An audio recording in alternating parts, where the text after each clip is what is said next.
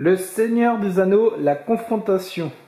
Un jeu de Reiner Knizia, le célèbre Reiner Knizia, un jeu pour 2 joueurs où nous allons jouer, l'un des joueurs va jouer le côté lumineux, donc la communauté de l'anneau, et le joueur des couleurs sombres qui va jouer la couleur sombre va jouer les agents de Sauron, qui est au Mordor. Donc nous avons donc un plateau de jeu qui reprend les régions que l'on voit dans le Seigneur des Anneaux, pas toutes, mais la majorité. Et nous avons aussi donc, la comté, le Mordor. Le plateau se met en diagonale comme ça pour avoir d'un côté le joueur qui va monter, le genre de la lumière de la communauté d'anneaux qui va monter vers le Mordor, et ainsi de l'autre côté les joueurs de l'ombre qui vont avancer vers les joueurs de la lumière. Le principe est assez simple pour qui a vu le film, en fait, c'est assez facile, enfin qui a lu les livres ou vu les films.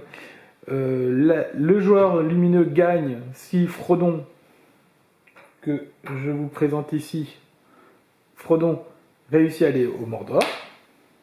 Voilà, le joueur de la lumière a gagné. Et le joueur de l'ombre a gagné s'il arrive à tuer Frodon. Voilà, la partie s'arrête immédiatement. Ou s'il arrive à amener 3 de ces personnages dans la comté. Donc peu importe s'il y a déjà du monde ou pas, enfin dans la comté c'est pas possible, mais Frodon, dès qu'il atteint le Mordor, il a gagné. Dès qu'il pose un de ses gros orteils poilus dans le Mordor, il a gagné. Le jeu aussi peut s'arrêter, mais ça ne nous est jamais arrivé si un joueur ne peut plus du tout jouer, s'il est bloqué. Donc là, le jeu peut se terminer. Nous, ça ne nous est jamais arrivé. Mais vu que c'est précisé dans la règle, je préfère le dire. Et c'est ce joueur-là qui perd la partie. Donc, au début du jeu, on prend nos 9 personnages. Donc, chaque joueur prend un rôle. On prend les 9 personnages et on va les placer sur nos régions que l'on a devant nous. Alors, chaque triangle de jeu, de région, est composé de 6 provinces. Donc voilà, les 5 initiales, plus celle qui fait le point, qui ici est la comté, de l'autre côté c'est le Mordor. On doit placer en début de partie une de nos tuiles sur chacune des 5 régions. Donc comme on veut, le placement est caché et le placement est stratégique. Et les 4 autres qui nous restent, on les pose sur la comté. Donc déjà, là, il y a une première stratégie, c'est quel personnage je pose à quel endroit. Donc le joueur sombre fait la même chose. Voilà. Donc vous allez voir qu'on a un petit problème avec une des tuiles, un des murs, enfin une des tuiles qu'on a perdu. Et ensuite on joue, le joueur de la lumière commence à jouer, et ensuite c'est le joueur sombre. Alors comment on joue ? Le joueur on joue facilement, en fait, le joueur de la lumière et le joueur sombre, c'est exactement la même chose. À chaque fois qu'on joue, on a le droit d'avancer un personnage. On avance un personnage. Voilà.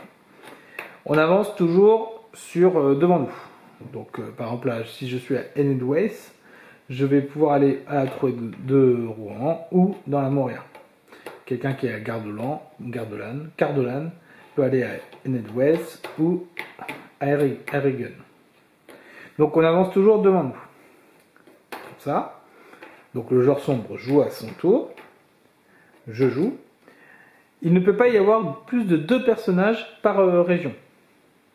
Donc là, par exemple, Gandalf ne veut pas se retrouver ici. Parce qu'il y a 2 personnages. Donc si j'ai envie de déplacer Gandalf, je suis obligé de le déplacer ici. Je pourrais déplacer bien sûr un autre sur Gandalf. Nous avons au centre du jeu 4 régions qui n'appartiennent ni à un camp ni à l'autre. Ce sont des régions de montagne. C'est la grande chaîne de montagnes qui sépare la région du bien avec la région du mal, globalement. Ces montagnes-là, elles sont difficiles à traverser, et quand on se place sur si on place un jeton à nous sur une des montagnes, on ne peut pas venir avec 2 joueurs. Elles sont limitées à un seul personnage. Donc là, si j'avance Aragorn ici, mon Gimli ne peut pas venir ici, il doit passer à côté. Ça, c'est quand on joue et qu'il n'y a pas l'autre joueur. Mais bien sûr, il y a l'autre joueur qui est là. Quand il y a un autre joueur, nous allons, si par exemple moi, Aragorn avance sur ce joueur-là, dans ce cas-là, il y a bataille. Il y a bataille, Aragorn est l'attaquant, il attaque le joueur sombre. Dans ces cas-là, on montre tous les deux qui nous sommes, puisque les rôles sont cachés. On lit les effets de chaque joueur, de chaque personnage, puisque chaque personnage a son effet, son propre effet. Et ensuite, il y a une bataille. Donc là, par exemple, c'est Aragorn contre le Nazgûl ailé. Globalement, il ne se passe rien, les deux acceptent le combat. Et quand on accepte le combat, on prend les cartes, donc une partie des cartes lumière et l'autre une carte sombre. On joue les cartes. On choisit soit un pouvoir, soit un numéro. Donc le pouvoir, il faut le lire. Le numéro, je vais l'expliquer. Je choisis par exemple un 2. L'autre joueur, le joueur sombre, joue par exemple aussi un 2. C'est un cas simple. Il joue 2, je joue 2. Je fais la somme entre le numéro qui est écrit sur la tuile et ma carte. Donc moi, 4 plus 2, ça fait 6. Le Nazgûl, 3 plus 2, ça fait 5. Aragorn a gagné la partie. Je remets le jeton en place, il est caché. Et le Nazgûl ailé est mort. Donc on l'élimine de la partie. Nazgûl, t'es mort. Nazgûl, tu pues de la goule. Donc voilà comment on se gère une bataille. Il peut aussi y avoir des égalités. Tout à l'heure, on vous rappelait, le Nazgûl avait une valeur de 3. Moi, j'ai mis un 2 pour Aragorn. S'il avait mis un 3, ça aurait fait égalité. Les deux tuiles, les deux joueurs, les deux personnages sont éliminés du jeu.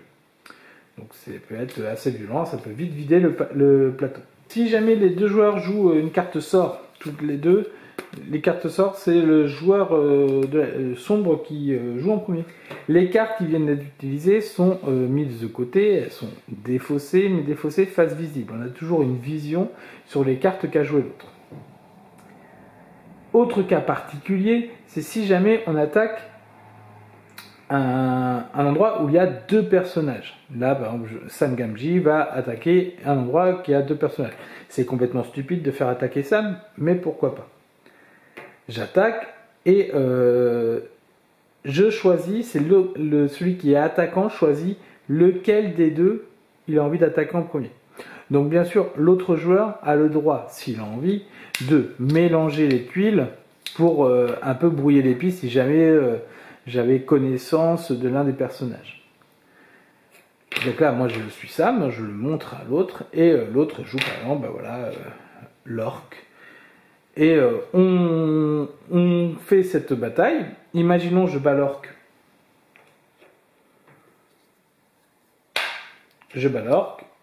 Je dois me batailler maintenant contre l'autre joueur, le cavalier noir. Et par exemple, là je perds parce que on joue. Donc à chaque fois on joue une carte. À chaque bataille on joue une carte.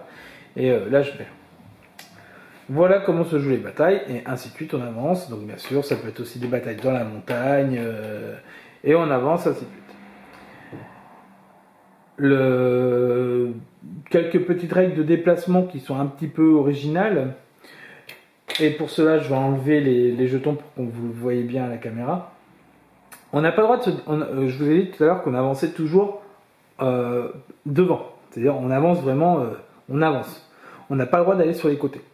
Sauf un endroit, c'est autour de l'Anduin, du fleuve Anduin.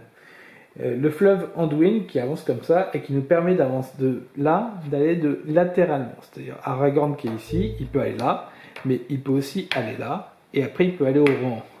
On peut suivre le fleuve dans le sens comme ça. Donc ça nous permet de se déplacer latéralement. Nous pouvons pas du tout se déplacer de côté dans la montagne, ça c'est totalement interdit. Et il y a aussi un raccourci, regardez la petite flèche là, un raccourci qui permet de passer par la grotte de la Moria. Donc la Moria, la montagne des nains, on peut passer par au-dessus, montagne, ou on peut passer par en dessous, par les grottes de la Moria. C'est un raccourci qui permet de passer. Alors, Aragorn permet de passer directement de Eregion à Fangorn. Directement. Le joueur sombre ne peut pas utiliser ce raccourci, c'est que pour les joueurs de la lumière. Le problème de ce raccourci, c'est si jamais, je ne l'ai pas prévu, si jamais le balrog est présent, imaginons ce cas-là, moi j'ai envie de passer par en dessous, donc je le signale, hop là, je passe par en dessous. Et si le joueur adverse dit, j'ai le balrog tue gratuitement mon personnage. Voilà, le balrog qui est le défenseur de la Moria. Donc, oui, vous vous rappelez, vous ne passerez pas. Là, c'est lui qui dit, vous ne passerez pas et vous perdez votre joueur. Donc voilà comment ça se joue avec le balrog. Nous avons aussi un principe de fuite. Donc, regardez, Pipin, c'est son pouvoir, c'est si l'attaquant peut fuir vers l'arrière. Il y a d'autres personnages comme ça qui peuvent fuir.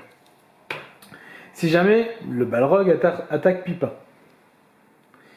on regarde les rôles, là, non, c'est s'il est attaquant, zut, l'inverse. Lui, c'est marqué s'il est attaquant, donc il est attaquant. Attaquant, j'attaque le balrog, je peux fuir en arrière, donc je fuis en arrière, soit là, soit là. Voilà. Si j'ai envie, si je veux, je peux combattre, mais j'ai un choix de fuir. C'est peut fuir, c'est pas doit fuir. Donc il y a quelques rôles comme ça de fuite, sachant qu'il y en a un, c'est une fuite latérale. Nous sommes avec Frodon, qui peut, s'il est attaqué, peut fuir latéralement. Il n'a pas droit de fuir latéralement dans la montagne, puisque dans la montagne, c'est formellement interdit de fuir latéralement. Pareil, il y a quelqu'un qui peut attaquer, il y a un des personnages qui peut attaquer latéralement, il ne peut pas attaquer latéralement dans la montagne. Il peut attaquer latéralement, par contre, dans les autres régions. Bien sûr, on ne peut pas fuir, un joueur ne peut pas fuir dans une case qui est occupée par un autre joueur. Par exemple, là, si je dois fuir par l'arrière, je ne peux pas fuir puisqu'il y a déjà un joueur. Quoi. Logique. Voilà pour l'explication du jeu. Il y a d'autres cartes, mais c'est très très lisible. C'est très facile à lire les cartes. Alors, avant de faire la partie, il faut lire les cartes qui sont les cartes lumière et les cartes sombres qui ne sont pas exactement les mêmes. Il y a des petites différences. Pas grand chose, mais des petites différences. Aussi, il faut lire tous les personnages, parce qu'il y a des personnages qui tuent gratuitement certaines personnes, et il faut connaître ces personnages-là. Il faut vraiment maîtriser globalement ce qu'a l'autre pour pouvoir bien gérer les choses. Parce que si on apprend un pouvoir complètement méchant alors qu'on arrive à la fin. Voilà. Donc Frodon essaie de passer entre les mailles du filet tendu par Sauron et essaye de rentrer dans le Mordor pendant que le joueur sombre essaye de marave Frodon, de le trouver, de le dénicher. On est vraiment sur de la recherche de Frodon, un peu de psychologie de ce que fait l'autre, pourquoi il bouge ces joueurs-là. Enfin, c'est vraiment très intéressant. Et bien évidemment, puisque c'est un jeu asymétrique, eh bien, il faut toujours faire une deuxième partie pour que le joueur de la lumière passe du côté sombre et inversement. Il y a aussi 4 autres cartes, Gandalf le Blanc, Greypoil, l'Esprit de l'Anneau et Palantir, qui sont des cartes qui permettent de faire des cartes un mode avancé du jeu. Donc pour l'instant, pour la première partie, vous les mettez de côté, et je ne les expliquerai pas. Si vous voulez connaître ça, vous lisez sur la règle, c'est très facile à utiliser.